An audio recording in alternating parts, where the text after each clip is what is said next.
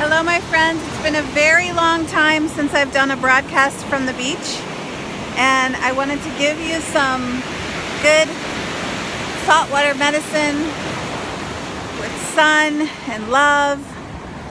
And thank you all for so many of you listening to the radio interview. I've got the recording and I have some links to share related to what we talked about. But most of all, I wanted to share with you a poem that I wrote watching nature. I've been loving Mary Oliver's poetry, thanks to a friend who has the best home library ever.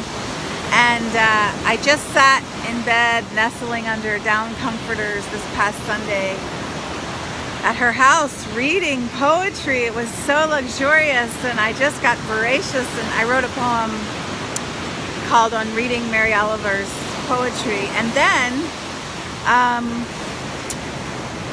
I've been paying attention to nature for some time, but it's been fun to see how she interprets nature and be inspired. So some birds did some really, you gotta see the sun here.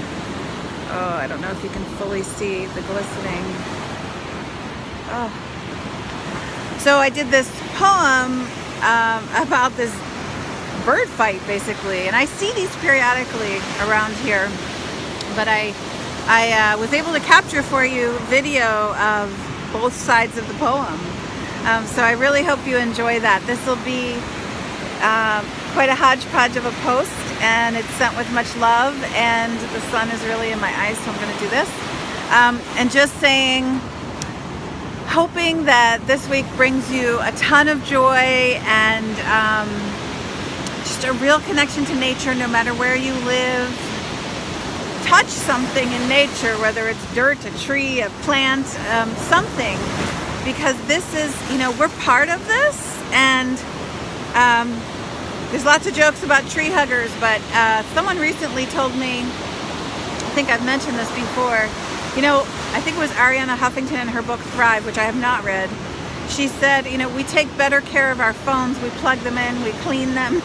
Well, maybe we don't always clean them, but we're careful with them, and more careful than we are with ourselves. And what an amazing thing. So from another friend, I say, plug into a tree, plug into the earth, plug into the sand, if you have any, and just watch some birds. There's lessons to be learned in patience, in being gentle with ourselves, and that's something I wanted to express and declare, that I'm really, really trying to be gentle with myself in all parts of my life. I spent 3.5 hours cooking and cleaning in the kitchen last night, and when I got up this morning, it didn't look like I had done anything or much. And my husband said, you know what, it's okay. Don't worry about it. It just means that we have food and we're lucky. And, it's really good to kind of take it down a notch, even for a planner geek like me. All right. I love you all. Mwah. Have a great day, night, whenever you see this, week, month.